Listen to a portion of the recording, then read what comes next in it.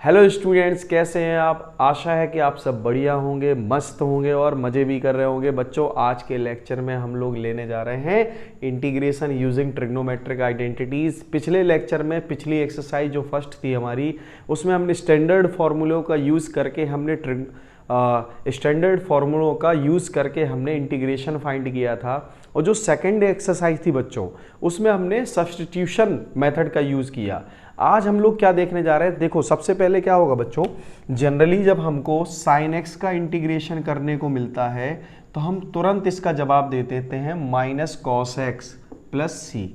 और अगर हमें कॉस एक्स का इंटीग्रेशन करने को मिल जाए तो हम इसको तुरंत लिख देते हैं साइन एक्स प्लस सी। और साथ ही साथ अगर हमें सेक स्क्वायर एक्स का इंटीग्रेशन मिले तो क्या होता है बच्चों, सेक स्क्वायर एक्स का इंटीग्रेशन जो होता है sec square x d x is equal to, ये जो इंटीग्रेशन होता है इसका टेन एक्स प्लस सी। ये बेसिक आइडेंटिटीज हैं जो हम लोगों ने पिछली एक्सरसाइज में पढ़ रखी हैं। साथ ही साथ अगर हमसे कहा जाए कि कॉसेक स्क्वायर का इंटीग्रेशन क्या होगा, cosec square x d x का इंटीग्रेशन क्या होगा, तो हम इसका आसानी से जवाब दे देते हैं कॉट एक्स प्लस सी। तो बच्चों, ये जो कुछ क्वेश्चन थे इनका हमने आंसर जो है वो आसानी से दे दिया। देखा जाए तो ये वन वर्ड या वन लाइनर आंसर है, ठीक है।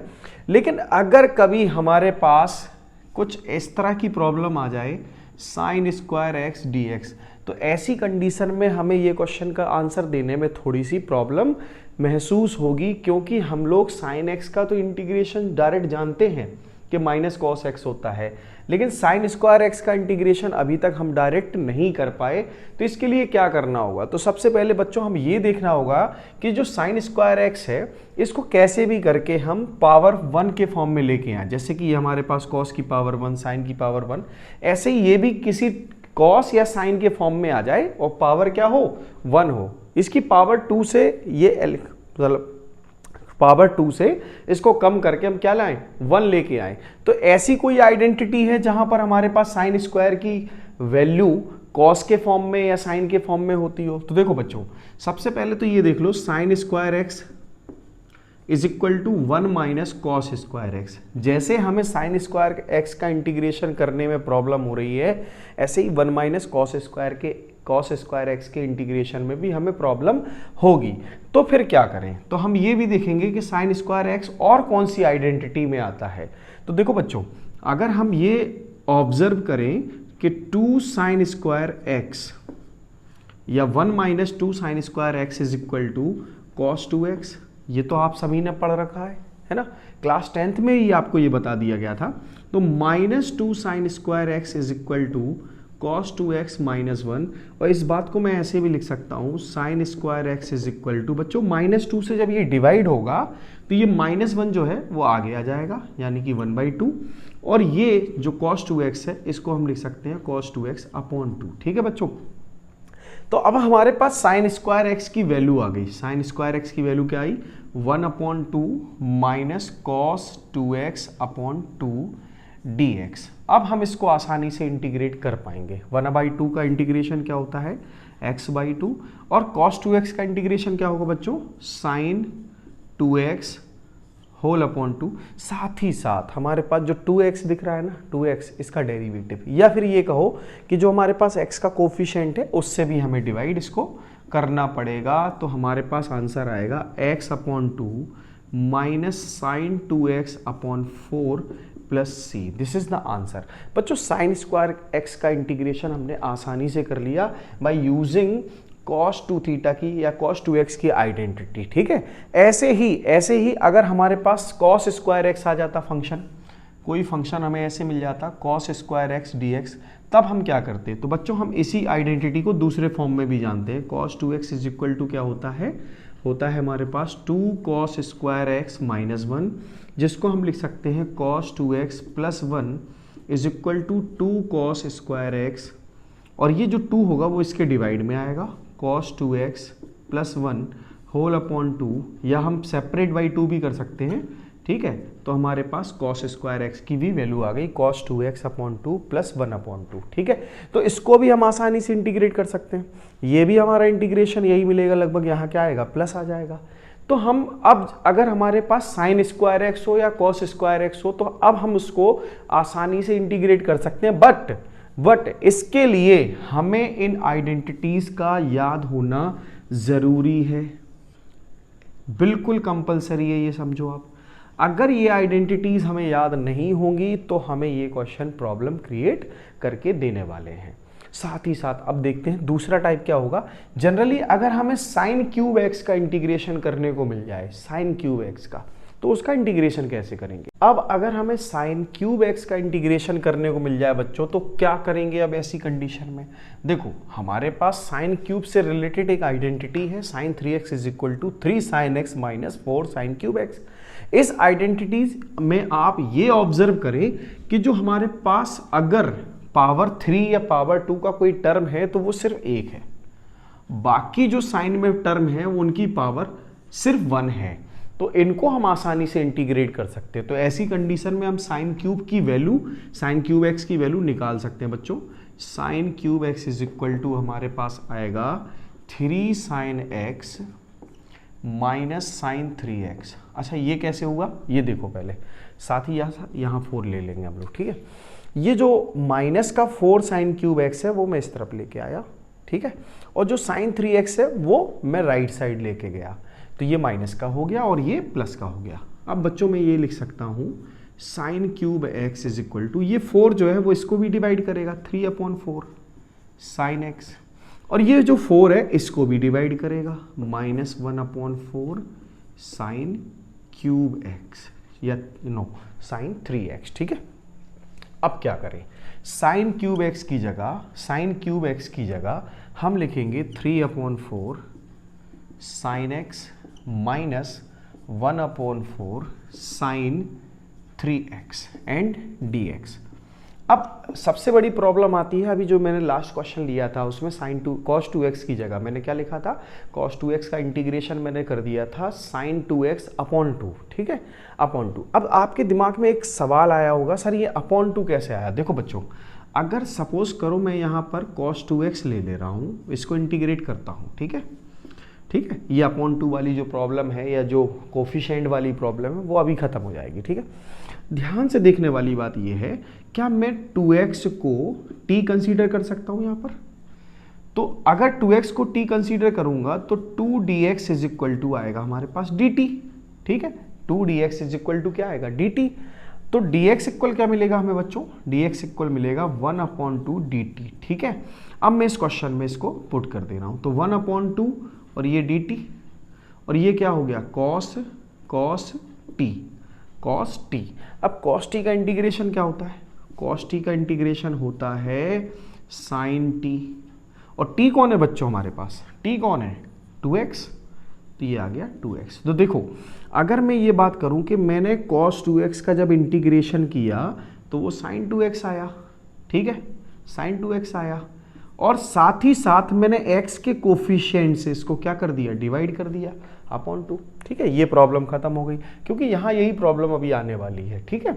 इस प्रॉब्लम को हमने पहले ही सॉर्ट आउट कर लिया।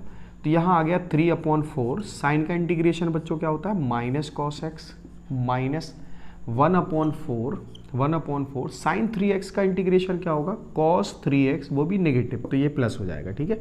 अब ये जो साइन 3x में x का कोफिशिएंट 3 है, इससे मैं इसको डिवाइड भी करूंगा, जो कि मैं आपको यहीं बता चुका हूं, ठीक है। तो ये हमारे पास जो आंसर आने वाला है वो मिलेगा -3/4 cos x plus 1/12 cos 3x plus c, ठीक है। अब बात आती है कि सर एक ही मेथड है इसको करने का, सिर्फ एक ही मेथड है, क्या और तरीके से नहीं लगा सकते, क्या हम इस सवाल को ऐसे नहीं लगा सकते थे क्या, कि हम sine square x into sine x लिख लेते, और साथ ही साथ ये साइन स्क्वायर को 1 माइनस कॉस स्क्वायर एक्स, और इस साइन एक्स को एज इट इज लिखते, साथ ही साथ हम कॉस एक्स को क्या लिख लेते t, ठीक है। तो कॉस एक्स को क्या लिख लेते बच्चों t, कॉस एक्स का डेरिवेटिव क्या होता minus sine x dx is equal to क्या होता dt। तो क्या इस बात को ऐसे भी लिखा जा सकता है sine x dx is equal to minus dt, और मैं फंक्शन को अब क्या कर रहा हूँ चेंज कर रहा हूँ, ठीक है, मतलब सब्स्टिट्यूट कर रहा हूँ t की वैल्यू, टी की वैल्यू या कॉस एक्स की वैल्यू क्या होगी बच्चों, ध्यान से देखो, ये होगा 1 माइनस टी स्क्वायर, और हमारे पास जो साइन एक्स डी एक्स है, साइन एक्स डी एक्स वो तो माइनस डी टी है, तो माइनस और ये डी टी। अब हम इसको जब इंटीग्रेट करेंगे, जब हम इसको इंटीग्रेट करेंगे तो 1 का इंटीग्रेशन तो t, और इसका हो जाएगा T Q upon 3 plus c, तो माइनस टी, टी कौन भाई, टी कौन, कॉस, तो हो गया हमारे पास कॉस एक्स माइनस, और टी क्यूब कौन हो गया, कॉस क्यूब, है ना, तो minus minus plus cos cube x upon 3 plus c. तो हमारे पास आंसर तो ये भी आया। अभी जो हमने पिछले लास्ट टाइम इसका आंसर निकाला, अभी जस्ट थोड़ी देर पहले, वो आंसर क्या था, वो आंसर था हमारे पास -1 upon 4 cos x minus minus plus cos 3x upon 12 plus c. तो जो अभी हमने थोड़ी देर पहले क्वेश्चन का आंसर निकाला वो ये था, ठीक है, और जो अभी आंसर आया वो ये है। तो क्या ये दोनों आंसर डिफरेंट हैं? नहीं, ये आंसर देखने में तो डिफरेंट है बट एक्चुअल में कैसे हैं बच्चों, सेम है, ठीक है। ऐसी कंडीशन में अगर आप किसी भी मेथड से सवाल लगाते हैं, आपका सवाल सही होना चाहिए, आपका मैथमेटिकल जो मेथड होता है वो ठीक होना चाहिए, ठीक है। आंसर की कोई ज़रूरत नहीं है, आंसर आपका ये भी आ सकता है, आपकी बुक की आंसर शीट से भी मिल सकता है, आपके टीचर से भी मिल सकता है, मुझसे भी मिल सकता है, आपका सेल्फ आंसर भी आ सकता है, ठीक है। बस याद रखें कि आपका जो मेथड है वो मेथड गड़बड़ ना हो पाए। अगर मेथड गड़बड़ हुआ तो आंसर तो डेफिनेटली गलत होगा ही, लेकिन अगर आंसर डिफरेंट है, गलत नहीं डिफरेंट है, तो घबराने की कोई बात नहीं है बच्चों। ऐसी कंडीशन में आपको फुल मार्क्स मिलते हैं, आप सब फुल मार्क्स गेन करते भी हैं, ठीक है।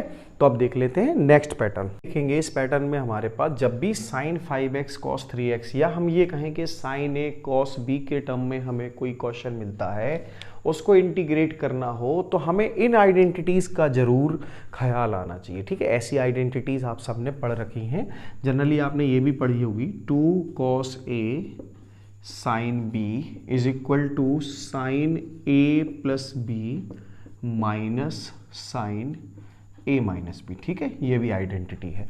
तो हम लोग क्या करते हैं, ये देखते हैं कि हमारा जो क्वेश्चन है क्या 2 sin a cos b के टर्म में है, क्या इसी फॉर्म में क्वेश्चन है। अगर ऐसे फॉर्म में है तो sin a plus b plus sign a minus b के टर्म में उसको चेंज कर लेते हैं। लेकिन अगर हम इसको देखेंगे तो यहाँ पर हमारे पास sin a cos b तो है लेकिन 2 नहीं है, तो क्या करेंगे बच्चों, इसमें 2 का मल्टीप्लाई और 2 से डिवाइड करेंगे। अब ये जो फॉर्म है वो ये आ गई, ठीक है। तो अब क्या होगा, यहाँ हो जाएगा sine a plus b, a plus b means 8x, ठीक है, और इसके साथ sine a minus b 5x minus 3x, sine 5x minus 3x mean 2x, ठीक है बच्चों। ये अब हम आसानी से इसको इंटीग्रेट कर पाते हैं, ऐसे क्वेश्चन को हम आसानी से इंटीग्रेट कर पाते हैं बच्चों। तो अब क्या करेंगे, इसको देखो, साइन 8x का इंटीग्रेशन क्या होगा, माइनस कॉस 8x, और x का कोफिशिएंट क्या है 8 upon 8, minus cos 2x upon 2, है ना, 2x upon 2 plus c। So this is the answer, this is the answer. अगर हमारे पास कभी फॉर्मेशन ऐसी आ जाए, कभी फॉर्मेशन ऐसी आ जाए कि यहाँ लिखा हो साइन 2x और कॉस 3x, ठीक है। अब ऐसी कंडीशन में क्या होगा, यहाँ बात ये आ रही है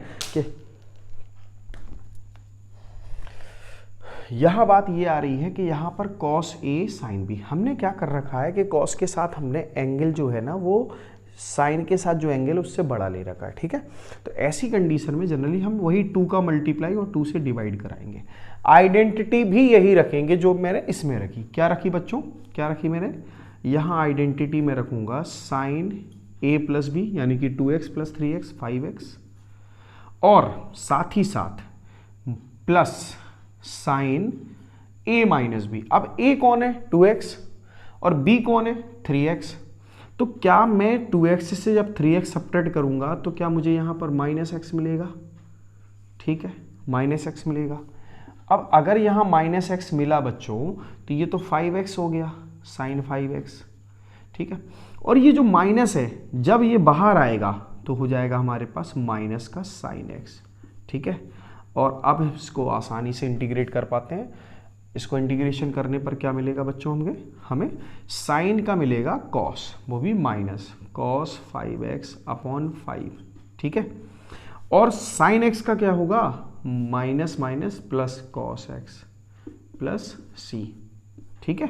तो ये हमारे पास इसकी सेकंड फॉर्म आ गई। मतलब अगर हमारे पास सपोज करो कि साइन के साथ जो एंगल है और जो कॉस के साथ है, इनमें साइन के साथ वाला एंगल कॉस वाले से छोटा पड़ रहा है, तो ऐसी कंडीशन में यहाँ माइनस आएगा।